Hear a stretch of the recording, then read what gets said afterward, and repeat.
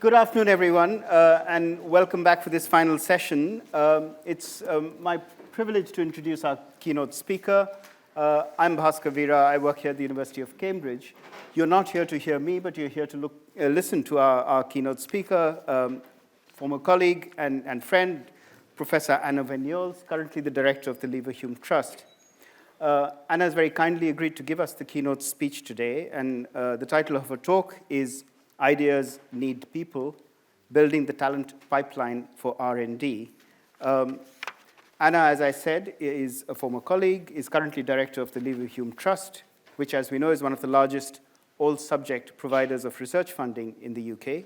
She was previously professor of education here at the university and a fellow of Jesus College. She's worked extensively on education and the role played by education and skills in the economy and society, and has advised a number of government departments, including DFE, BASE, and the Treasury. She was elected a Fellow of the British Academy in 2017. Importantly, she's well known to us at the Bennett Institute, having been chair of the management board, and we are all looking forward to hearing from you, Anna. Thank you very much. Thanks.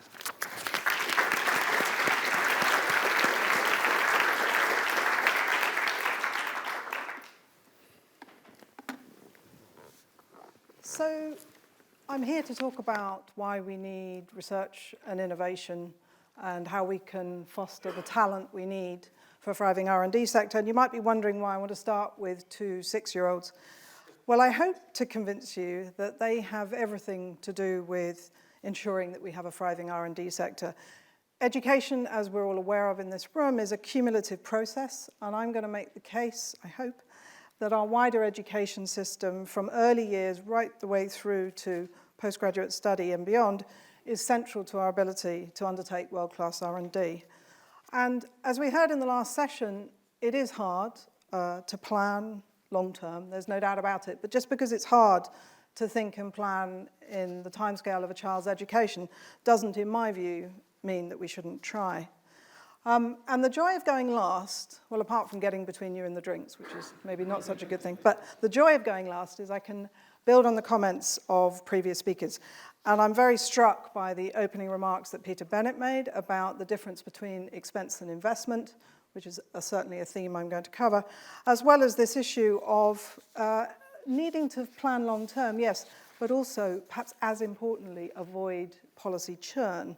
Those of you who work in the education system will know that's a real issue. Okay, so I'm hoping it's going to work. So if I press next, I'm hoping it will change the slides. So our education system is obviously vital for many things, including the health and welfare of our society. That much is obvious. And it is crucial for our R&D system and the wider economy. But I think the important point to start with is that we already know from decades of experience that investment in human capital is not sufficient to produce growth. You need capital investment, you need innovation. Most importantly, we've been hearing a lot about that, you need institutional factors to align to. And there's a lot of great work being done at the Productivity Institute to try and understand the real causes of our sluggish productivity. But I think what the evidence is much clearer on is that if the workforce lacks skills, we are always going to struggle to get the productivity gains we need to grow. More crucially, I think we see firms failing to innovate in a low skills environment, primarily because, of course, you can throw labor at the problem rather than bringing about changes in the way you do things that increase productivity. And the other point that we are sometimes sort of lose sight of is that the type and distribution of skills in the workforce matters. And it matters because not only does it determine whether we produce growth, but it matters because it determines the distribution of that growth. So if you have a virtuous cycle with productivity growth being driven by increase in skills, you can get rather more even growth than if you have a situation where we get technological change, but instead of promoting growth, it's actually driving rising inequality. The skilled get ever-increasing larger salaries, but the less skilled either get replaced by technology in terms of their jobs, but more what we've seen is being left behind in low-wage jobs. And of course, all of this has happened already. So this is before we see the potentially transformative impact of AI. Now, don't get me wrong, I'm sure AI will boost productivity in many, many fields, but it's also going to have massive displacement effects, no doubt, and particularly in jobs that have, in the past, not been so affected by technological change, professional white-collar jobs. And so these are going to present us with some real challenges. And I guess my main point is that in a nutshell, you can't have a thriving R&D system unless you've also thought about how to bring about a thriving education system. So in some ways, we do have a thriving education system. I mean, certainly sitting in this room, or indeed at many of our fantastic universities that we have in this country, you might conclude that we do have a thriving education system. Certainly, by any metric, some of our universities, many of our universities are globally leading, however you measure that. And as a result of that very successful bit of the education system, we've been incredibly good at attracting international talent. So if we look in the 2020 year, we can see that almost a fifth of our current HE workforce hails from the EU, just under 15% hailing from other non-EU countries. So in some sense, we've been very successful at attracting top talent to our shores. And this is something clearly that we should be celebrating. Indeed, you know, our global excellence and indeed the financial health of our universities rather depend on attracting international students. But our ability to do this has also hidden some of the problems that we have in our own education system, and that, in my view, threaten the talent pipeline. And anyway, there are other parts, vital parts of our R&D system that have or require skills that are not so easily imported. For example, if we take technicians, vital, we can't run our R&D system without them, but they're much less globally mobile. And so it's much more of a challenge to invite people into the UK to do those kinds of roles. And ultimately, I think if businesses and indeed even the state can't get the skilled people to translate the great research that we do in universities into better ways of doing things in the economy, it's not going to add as much as it should to our prosperity, broadly defined. So, the other problem I think we have is, though in the past we've been successful with a strategy of attracting international talent, post-Brexit the world looks a bit different, as we all know.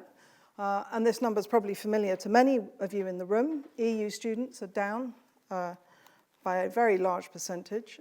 And I think what's sometimes lost in that number is that many of our EU colleagues came here as postgraduates to study.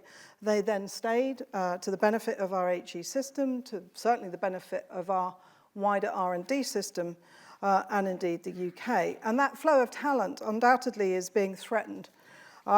And why? I mean, partly Brexit, partly by perceptions of how welcome people may be, but also practical issues like visas, like the competitive nature of our stipends and how we compare to other countries. Now, of course, universities have not stood still. Non-EU postgrads are up, partly to compensate, if you'd like to put it like that. And there's been a big increase of students, particularly from India and other countries, but it's not clear to me the extent to which those students are going to want to stay in the UK after they finish their studies, to the same extent at least as EU colleagues, nor under current regime anyway, their ability to do so. So just to be really clear on this, the universities are rightly impressing on government the importance of international students, and that's obviously really important. But I think our homegrown talent is going to become increasingly important, and that's why our education system also needs to be in rude health. Indeed, I would argue that actually it's a rather strange thing to want to do, to try to become or remain, depending on your view, a scientific superpower if we have problems in our professional workforce. If our early years professionals, if our primary teachers, our secondary teachers, even our university academic workforces are not in good shape, failures in any bit of that wider education system, of course, are going to threaten the talent pipeline. And we should worry far more than we do about some issues that seem quite a long way off research and innovation. For example, we should worry a lot more about teacher recruitment. That's what it looks like in 2022. But just to be clear on this is not a short-term problem. This is a very long-term problem. The numbers look rather horrendous at the moment, so that's the short-term issue, but it's a much longer-term problem. And in some subjects, particularly modern languages, maths, physics, we've failed to recruit the teachers we need literally over decades. And there's a consequence to that. So let me show you that. This is showing the percentage of teaching hours taught by someone either without the relevant maths degree or without any science degree at all. And I want to take you through a rather extraordinary statistic, actually. If we focus on the left-hand side, over there, we're looking at the group in the schools with the highest free school meal rate. So these are our most disadvantaged schools. And unbelievably, when you look at that, 60% of the lessons in those schools in maths are not being taught by someone with a maths degree. Now, we can argue about whether you need a maths degree to teach maths, but perhaps even more strikingly, 1 in 10 of the lessons being taught in those schools are being taught by someone who doesn't have any science in their degree. This is not about biologists teaching chemistry. They don't have a science degree. And if we just think about that for a moment, that the majority of maths lessons and a significant chunk of our science lessons in our most deprived schools don't have a specialist teacher, we should, I think, be concerned. Now, like most things, it gets better if you're more advantaged. So moving from left to right, here we have the most advantaged group of schools, the quintile with the lowest free school meal rate. And it is still the case that we have 5% of lessons in those schools being taught by someone without a science degree. And I should make this clear that this is the state system. You would get a very different picture, of course, if you looked at the independent school sector. So having sort of outlined some of the issues and the concern about making sure that our education system has the talent coming through it to feed our R&D system, what does the problem actually look like when you get down into the granular data? So the first thing is we've had rising qualification levels for a while, and I think this does confuse, or certainly it is a challenge to policymakers. So we're actually in line with our competitor countries when it comes to the proportion of graduates, for example. So this is not necessarily a straightforward increase the number of people with degrees kind of answer. But what we do see is that we have a relatively high proportion of unskilled and low-skilled workers. That's a key feature of the UK labour market.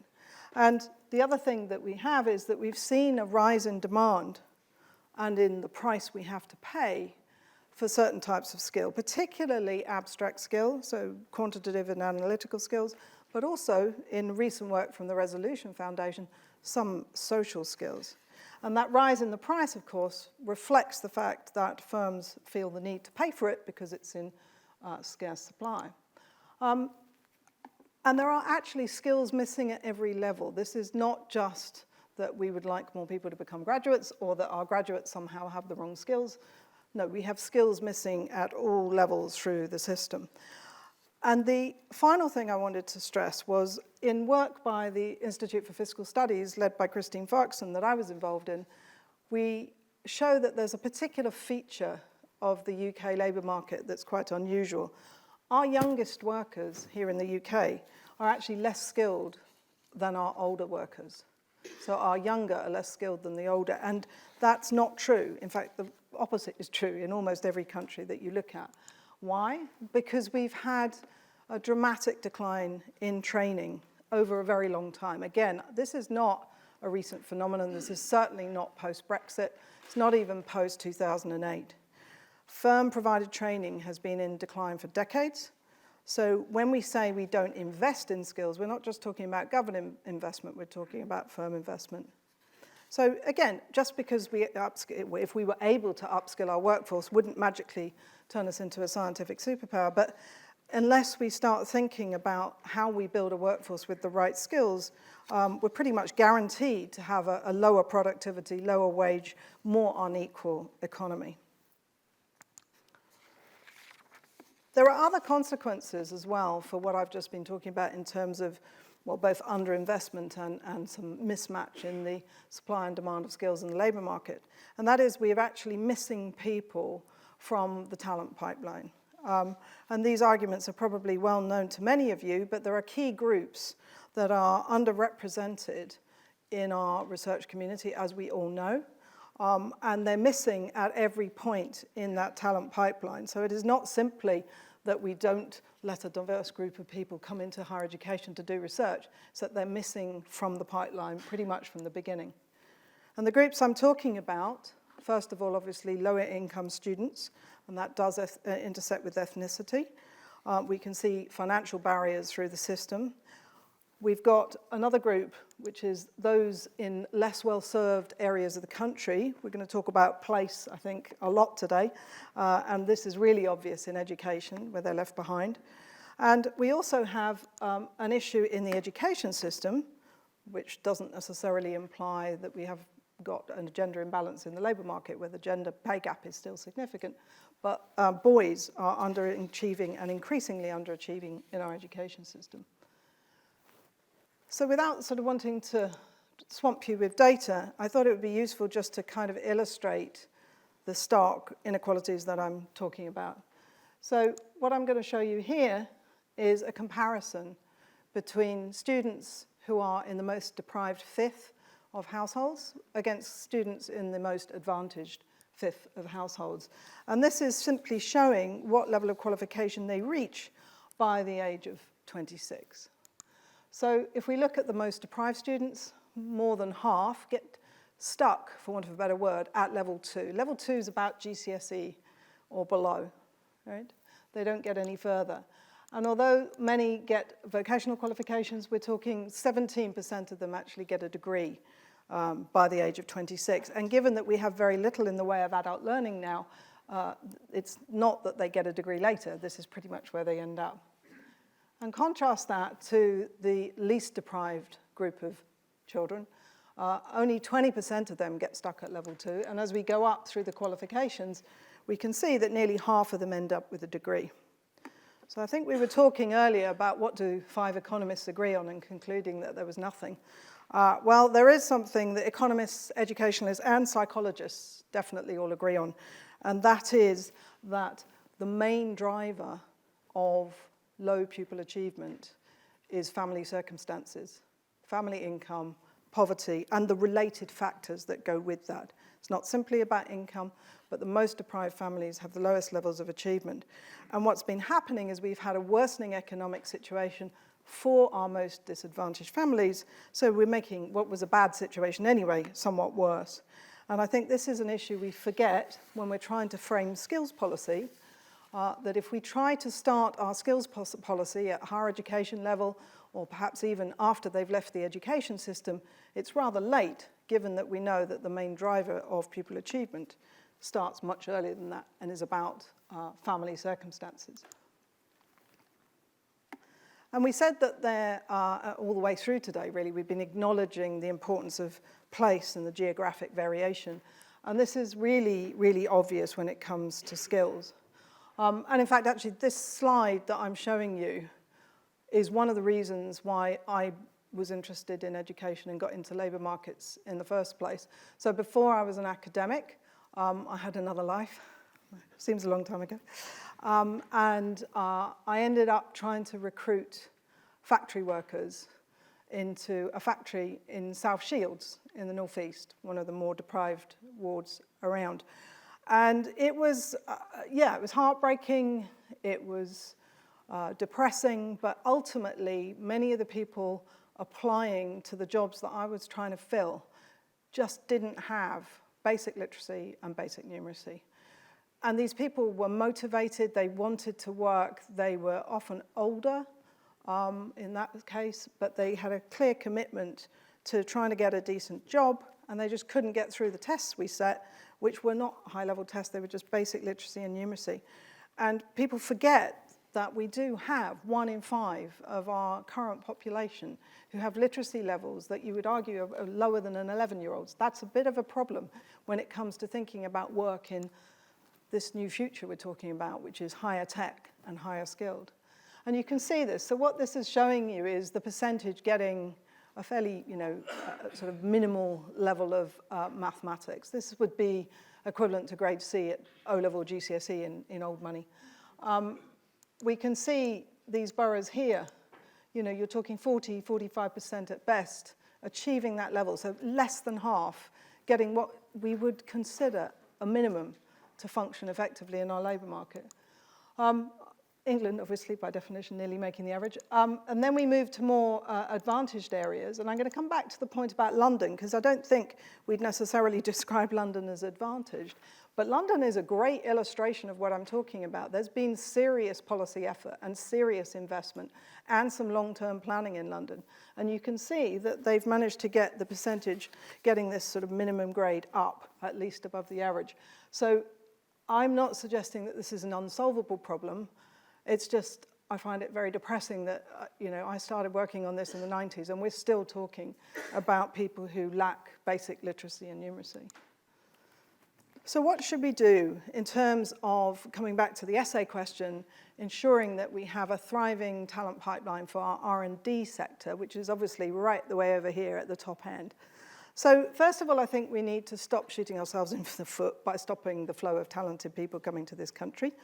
So to do that, we need to do a variety of things. We need to invest in schemes, that can attract talent. We've certainly done that at the Leverhulme Trust.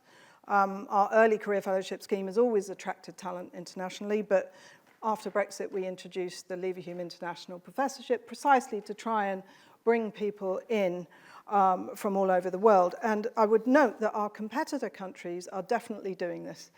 Germany would be a classic example. They're doing it at a much bigger scale than the Trust can do on its own. More generally, we need to keep our grant funding very competitive internationally. And okay, the funders like us can play a role, but the big issue, as we all know in this room, is association with EU research schemes. If we don't achieve that, that's a real blow. I mean, and I'm sure that pretty much everybody in the room would agree with that, but we don't yet have it over the line. We also need to do things that just make life easier. We need to welcome students. We need to make visas easier. We know what needs to be done. And much of this is not actually that high cost, and it can be done in the short term. But assuming that we can't just hope that we're going to find talented researchers, talented doctors when we need them, but rather we need to start building that talent pipeline, we will therefore need to recognize that the education system is going to be the bedrock on which all of that rests. Now, I don't think we need to make spending plans over a 20-year period, but we do need to do long-term sustained planning, right? There's a difference between those two things. We need investment in skills as part of our efforts to remain globally competitive when it comes to research. We need to recognize those two things are related. And one of the big things we need to do is invest early enough. And in that respect, the government's recent announcement of funding for early years is very welcome, particularly if it's funded at an adequate rate. But what we need to do far more of is think about investing in all bits of the workforce. And the sector that has been seriously neglected over decades, of course, is further education. I think it was Toby that referred to the half that don't go to university. Well, that half has not had the same level of investment as those who've gone on to a degree. Our spending is down over 10% just in the last decade. So this is a sector that needs a lot of support. And the saddest thing is this, again, is not a Brexit thing. It's not a great recession thing. I could have said this any time over the last 30 or 40 years. So it's a long-standing issue.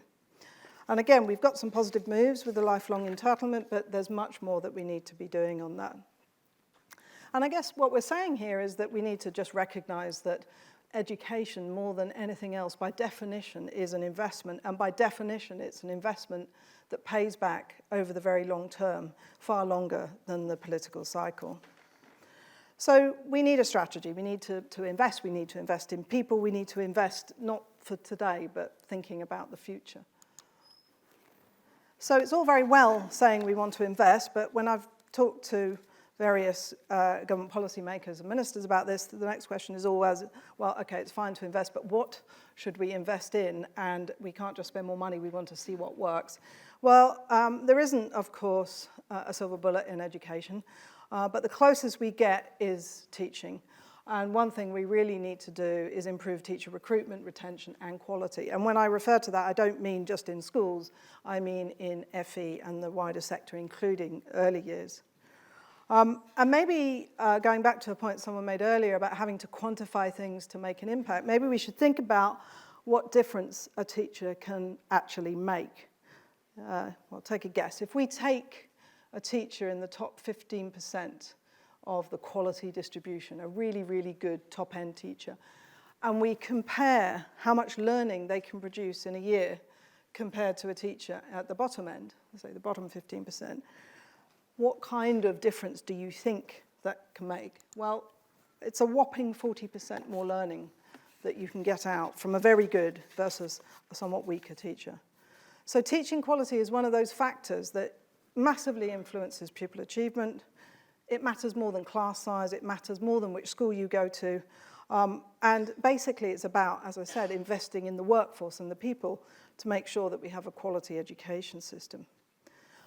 And the real sting in this particular tale, or perhaps this is the opportunity that we need, is that teaching quality also matters a lot more for our poorest students. And I think, perhaps we saw a little bit of that during the pandemic when we realized that students from some households, more advantaged households, didn't miss out much because they had substitutes, they had parents, they had tutors, and it was the kids at the bottom that lost out when teaching was so interrupted.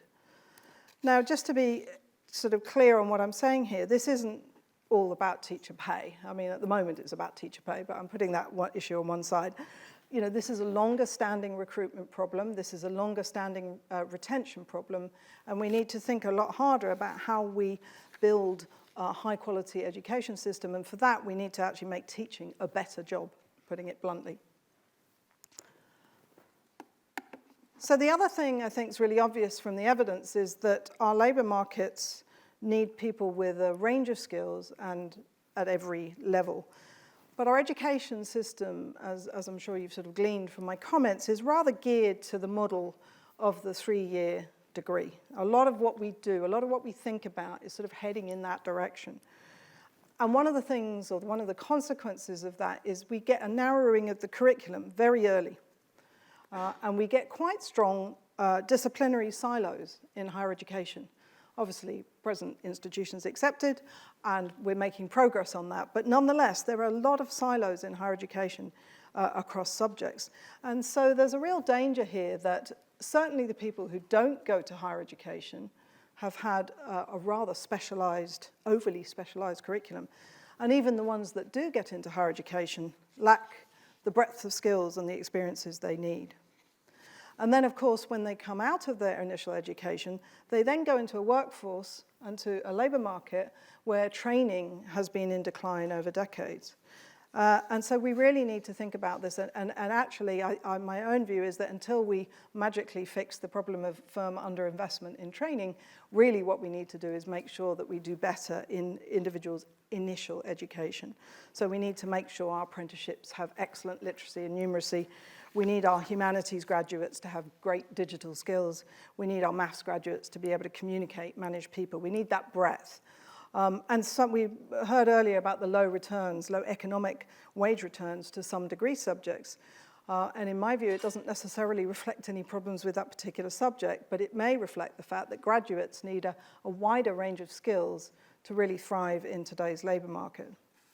But of course, we're not going to be able to do major curriculum reform without some investment. And finally, the issue of place.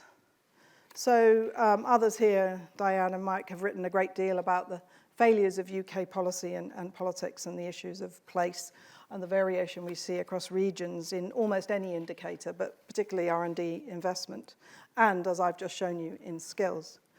To deliver a genuine increase in the skill levels that the UK economy needs, I think we need to stop trying to run our education system from Whitehall. We've all talked about that today. But we've also got to acknowledge that local areas have quite complicated relationships that determine both the demand and the supply of skills. So firms located in different places have different skill needs. Students located in different places have different barriers to learning. And areas have very, very different situations when it comes to institutional strength, which is a point Andy was making, and definitely in terms of social and cultural capital. So we do need to think about that local planning element, but we mustn't go down the route that some countries, particularly the US, have gone down, which is to have investment driven by circumstances at a local level. So we need a national investment strategy, yes, a national investment spend, but bottom-up local planning on how we spend it, which would also solve one of the other issues we have about implementation of policy that we have repeatedly sort of failed to do well in this country. And doing it this way, it means that we can build on the relationships that we have between FE colleges, schools, nurseries, universities, but also businesses and major sector, public and private sector employers in that area. So I don't think our issue on skills is about a pot of funds, a pot of levelling up funds that you can bid into. I'm sure that kind of additional investment is valuable, but that's not really what we're talking about. We're talking about designing a skills system and devolving decision-making sufficiently that the money can actually be used effectively and can be coordinated with other policies, such as regional industrial policy and national R&D spend. So I think we're a long way off that, and it might feel a little bit like pie in the sky to hope that we can do that kind of planning, but I would point you to the evidence that says that a child's education, a young person's education, it spans many, many decades, and it is not easily fixed by just pumping money into one phase of that education. So in summary, and with the help of our two friends here, I hope I've made the point that we need to plan to invest over the very long term, and starting with the youngest children. I hope I've made a point that we need to invest in our professional workforces, which if we don't have decent teachers right the way through the system, we're kind of trying to become a science superpower with one hand tied behind our back. And the third point about planning and investing locally to help our most disadvantaged communities.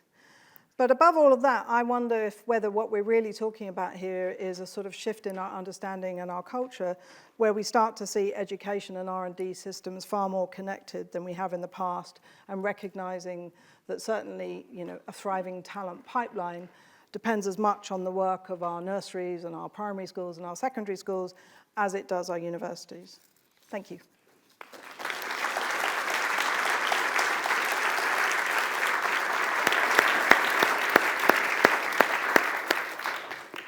Anna, thank you very much. You've partly connected your comments with some of the sessions that I was able to attend earlier, and I think you've certainly picked up on some of the questions that we were talking about in the earlier part of the conference, and I hope we'll have an opportunity for people to kind of follow up on that. And I suppose one of the sort of areas, before I open it up to the audience, is to try and think about this question around long-term planning, long-term policy, and thinking about what role policy has in relation to the education system. And we were talking about some of the ingredients of potentially good policy making. Cross-party consensus. Well, I don't think any party would stand up on a podium and say they disagree with the idea that education is a good thing. So you've got cross-party consensus. There's a huge amount of difference in terms of where people choose to invest. So I think, trying to understand what investment will result in what kind of skill base and what kind of outcomes. These questions around connectedness to place, to people, are we talking about a national labor market? Is it a segmented labor market, given what we've been talking about in relation to regions and leveling up? Are we preparing people for regional labor markets? And indeed, should education actually be preparing people for the labor market, or should it be investing in education for its own sake? So there's a sort of set of questions which then divide the parties in terms of what they choose to do, despite the sort of rhetorical commitment to the fact that everyone believes education, unquestioningly, is a good thing. So maybe while people are thinking about their questions, you could reflect on some of those openers. And then we do have questions online as well as in the audience. I think we have a roving mic. So just identify yourself, and a microphone should find its way to you. And those who are taking the questions online, I look forward to hearing from the audience online as well. So, Anna, first, any quick thoughts? Well, obviously, a quick thought on the trivial question of what is the purpose of education. But yeah, obviously, education is about far more than preparing someone for a labour market. I think that's very clear. But I also think that when we're talking about the education experiences of many people, the people themselves are viewing at least part of its role as helping them in their future. And that future involves their work and the quality of that work and the value of that work. So I don't think, particularly sitting in a very privileged position, that I can say, well, education is about many things and it doesn't matter what the labour market outcomes are from that education. Because when you actually get down to it, and particularly for the half who don't go to university, one of the prime drivers for them to be undertaking the qualification that they're taking is indeed preparation for work. And I don't think we need to make it a binary, you either view education as a preparation for work or not. I just think we need to acknowledge that that is part of its role. In terms of long-term planning, I think there is a difference between, trying to set education budgets a decade ahead, which is clearly not going to happen, to actually recognizing that stability in a system where everything is very slow and very long and very cumulative is absolutely vital. And I think if you look at policy churn, and particularly some of the studies that have looked at the extent of policy churn, education is one of the areas where we have had most churn. And if you're being a cynic, that's partly because people always think that they have their own view on education because they once went through it. That's, being slightly facetious. But I think there's another issue here, which is education has become a political issue and politicised in a very deep way. Now, we have taken other activities and put them not out of government, not out of democratic control, but slightly at arm's length. And we can think of, setting interest rates at the Bank of England, or we could think about statistics and Office for National Statistics and that slight arm's length. We could do better in education of trying to reduce the political football of changing policy every 5 minutes. Coming back to the other really important question which you make, there is absolutely a danger that if we train some people for a regional labour market and others for a national, essentially what we're saying is, if you come from a poorer household and you're going to FE, you're for that labour market over there. Everybody else can aspire to, be part of the global elite with their degrees. And I'm not suggesting that. But actually, there are stepping stones, and education is a cumulative process. And so you do need to think about what the FE college is offering, that it's relevant to the local labour market, and that lifelong learning is a serious thing. And we should actually be probably most worried about the decline in firm-provided training and adult learning as we try and face a future where, the notion that the skills that you earn, have at 18 are going to last you a lifetime is clearly wrong. So lots to think about on that one. Thank you. Let's open up. We have a question here in the front, and I can see some at the back there. Hello, Hilary Cooper. I'm a former civil servant, having worked in both the Department of Employment, Department for Education, and in the Government Office in the East of England. Can you hear me? That's right, better. sorry. Thank you. Sorry, I'm deaf. So, Hilary Cooper, former senior civil servant. I just wanted to come back, very appropriate that you mentioned the issue of the decline in firm-level training. And you've talked about that. We haven't talked about why that might be happening and what might be done about it. And, obviously, there's the issue of firms who, the sort of traditional idea of if you're training someone in firm-specific skills, you retain that human capital once you've trained it. If you train people in general skills, they can just go off and work somewhere else. You might, so why is an SME, with very difficult sort of short-term horizons financially going to be training their workforce up in general skills that somebody else can poach? So the issue of poaching, it's a market failure. I used to work in the Manpower Services Commission. I'm sure nobody remembers that. But that we used to have things like apprenticeship levies, skills councils, a whole infrastructure that was in place to try and mitigate against those problems. And arguably, you might say, maybe that's the reason the dismantling of those structures may be partly behind this decline in firm-level training. And so maybe, you know, are these issues, are there solutions around that we could maybe be thinking of now? Thanks. Anna, do you want to take that and we'll Yes, pass the mic absolutely. back? I mean, excellent points, and you're quite right, there's a market failure. The market failure of training someone who then leaves is obviously much more of a problem in a labour market that is incredibly fluid with lots of short-term employment stints. So that's why, in some respects, it's worse here than, say, in other countries, which is something to reflect on. And we've been talking about institutions, and by that I mean the sort of institutional framework. It does impact. So where you have longer expectations about contracts, etc., it becomes less of an issue. The other issue is that we used to train through British Gas, British Telecom, masses of public sector occupations, large swathes of the NHS. So to some extent, they bypassed the poaching issue on the grounds that they were at the time nationalised or semi-nationalised. So what do we do in a more privatised market is an important question.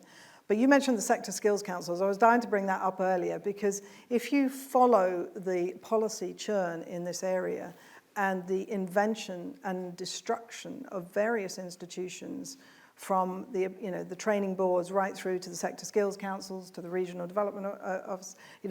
This is a nut we don't seem to be able to crack, but our response is always to invent another institution instead of sticking with the institutions that we have and thinking, actually, we need to do something differently. So I totally agree with you. It's probably part of the solution, but some stability with the institutions so that we can actually work on the problem over decades would be helpful.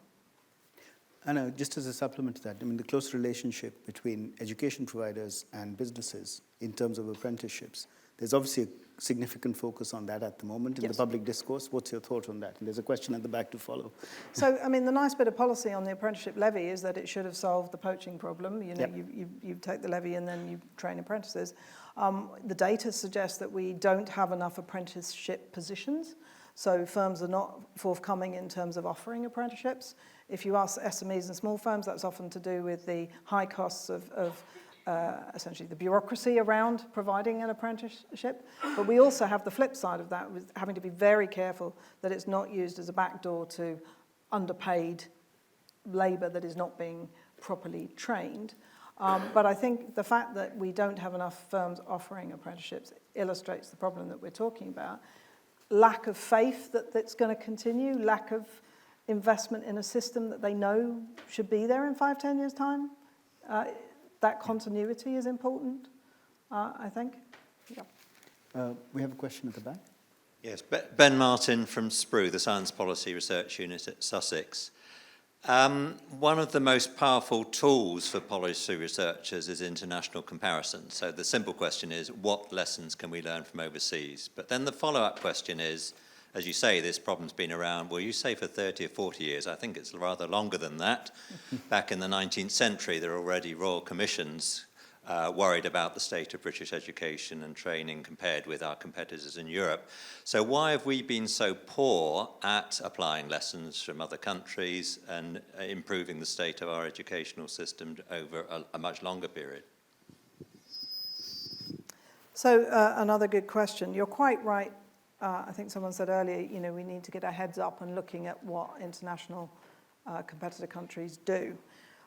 However, what we need to be very careful of is selectively picking the policy we like the look of that's being done in another country, whilst ignoring the other bits of our system that are different. So I've mentioned in my talk early curriculum specialisation. We're pretty unique in enabling even higher achieving students to drop, say, maths and English at 16. So with that in mind, then looking at the German apprenticeship system or the German vocational system and saying, why don't we do that, misses part of the story because, we have got a bit missing there, if you like, in terms of encouraging young people, or requiring young people to get higher levels of English and maths for longer. Just as an illustration. So I think you're right, we can learn from other countries, but we need to be careful. And with the risk of doing exactly what I've said we shouldn't do, if we were looking at other countries, the Netherlands, Singapore, etc., one of the things that would jump out at you is how much they invest in their workforces. And I don't mean higher pay. I mean things like requiring a sort of master's level education for teaching and also investing in CPD. Now, they're under strain too, and so if you go and talk to someone from the Netherlands, they'll say, oh, yes, but that system is being challenged, and that's true. But for years, they have invested more in their workforce. And that's another lesson I think we might learn from international comparisons. Thank you. We have a question here, and then I've got a couple of really good questions from online, so I'm going to read those out to you. Great. Testing. Can you hear me? Yeah? Yeah, brilliant. Okay. I'm Rima Patel, Ipsos, and I just want to say thank you. Really great talk. My question is about the future of the labour market and how we can develop an education system that responds to the fact that we don't quite know what that future is going to look like.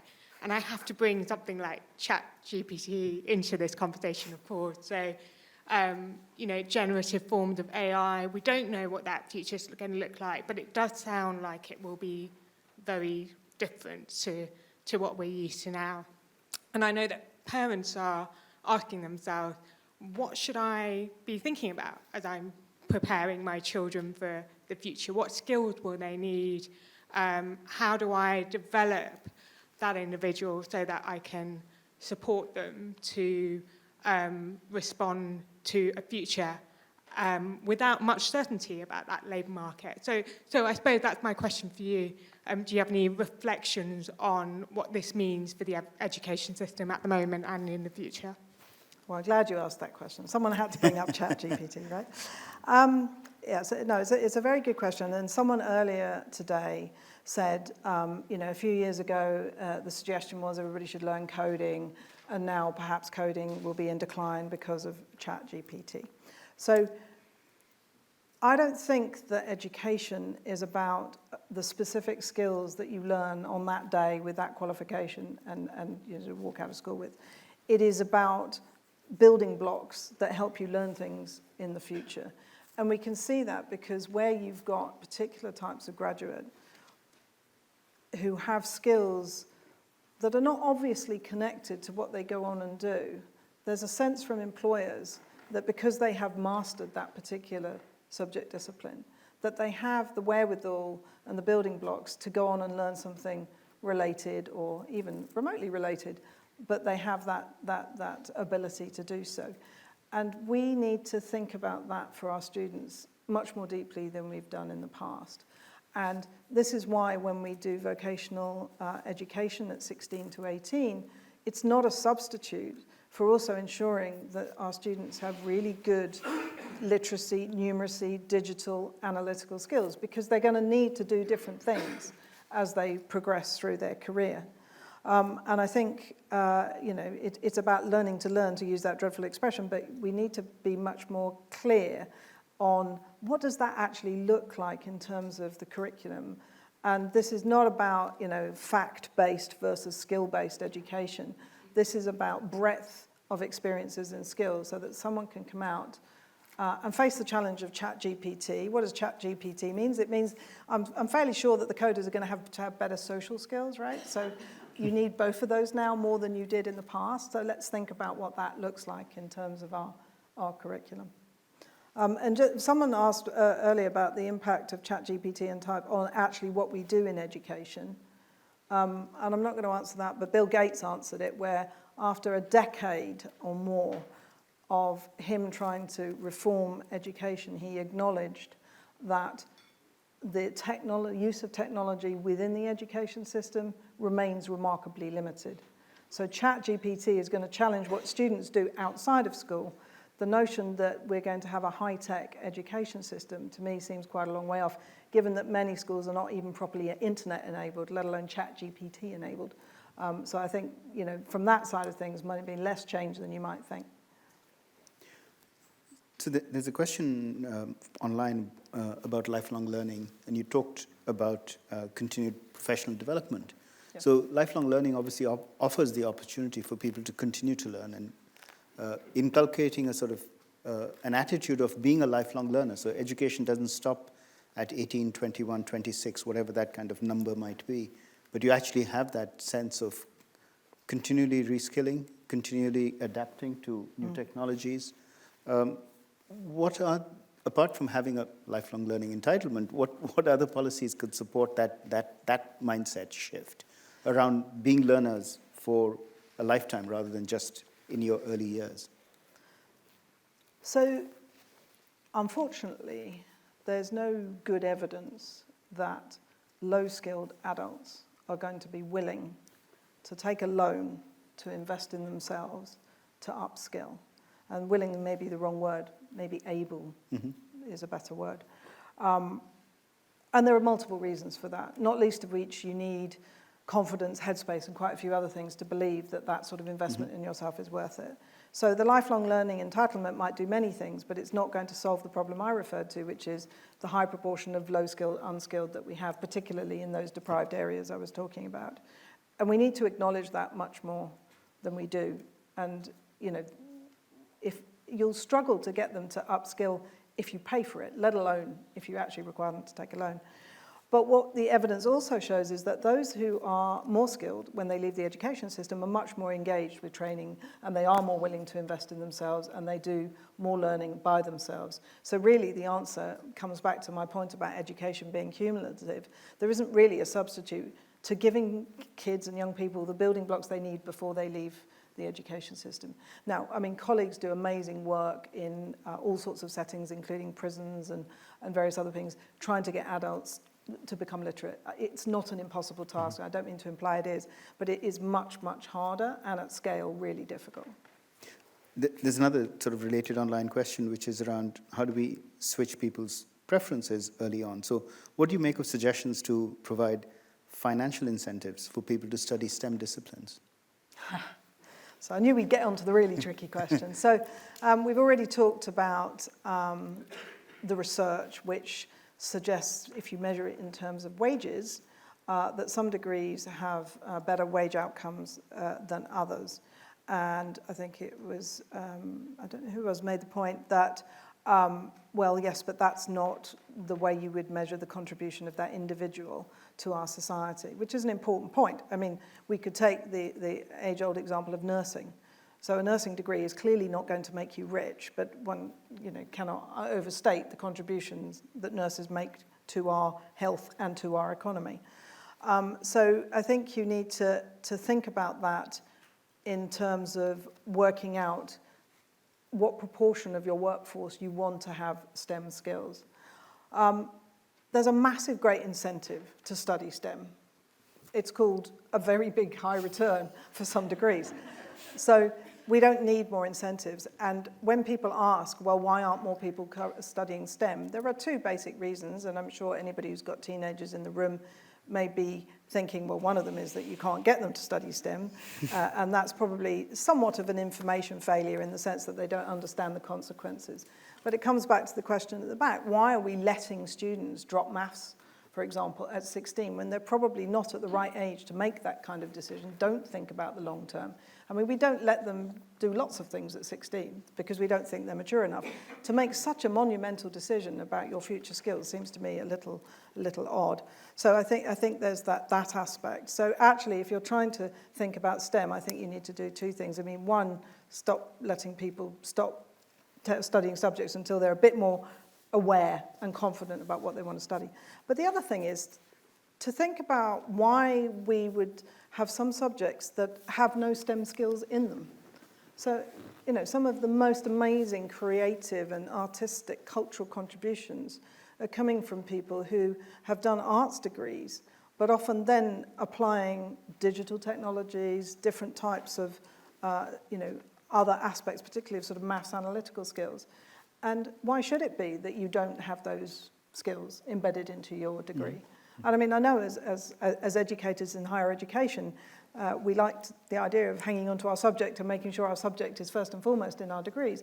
But it doesn't mean that students necessarily just need to have such a narrow range of skills by the time they leave, and certainly not when we're talking about non-higher education qualifications. Thank you. I'm going to take one final question here in the front, and I think we are probably close to closing time, sadly. Thank you. Yes, thank you, Anna. Simon Schroeter.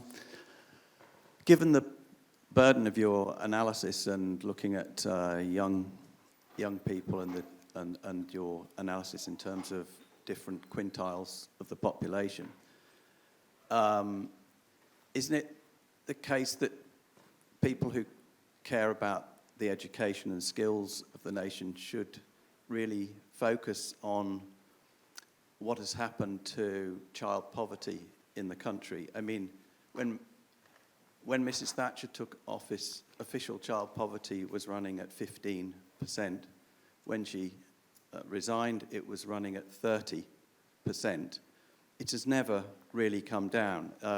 New Labour did pass a statute to address child poverty almost as soon as the Conservatives got rid of their Liberal coalition partners. They abolished that statute, linking to something that was said earlier about data. They also tried to actually get the recording of child poverty abolished, but their will failed on that. So we're still running at about 30% child poverty now. We have done for most of the last 30 to 35 years, but we didn't before that.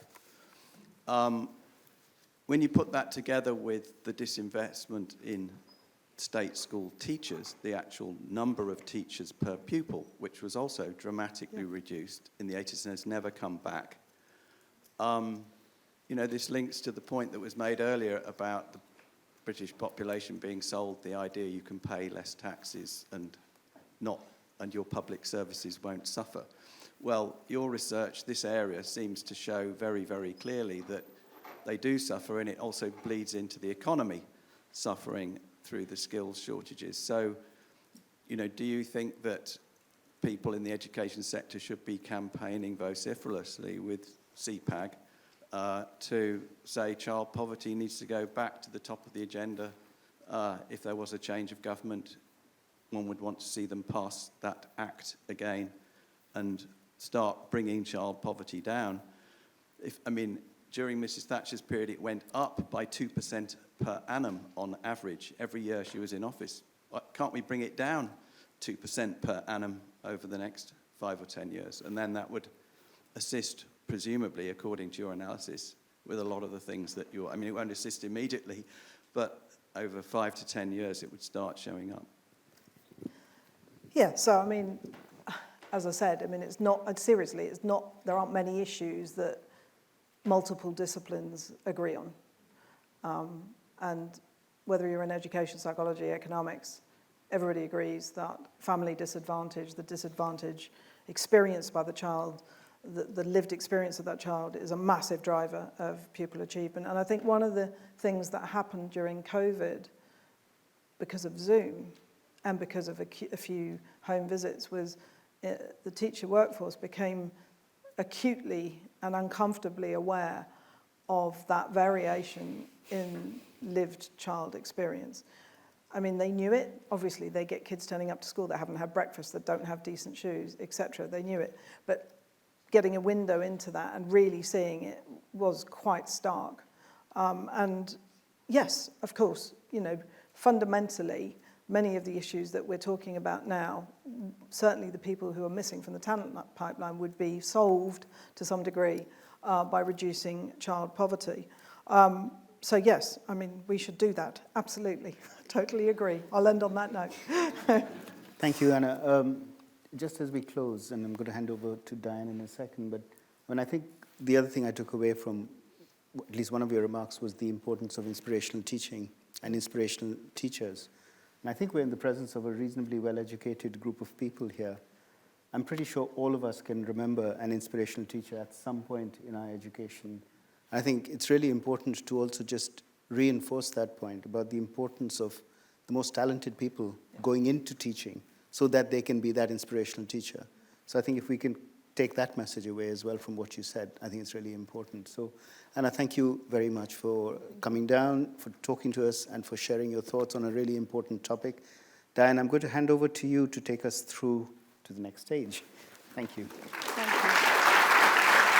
I think we were supposed to start.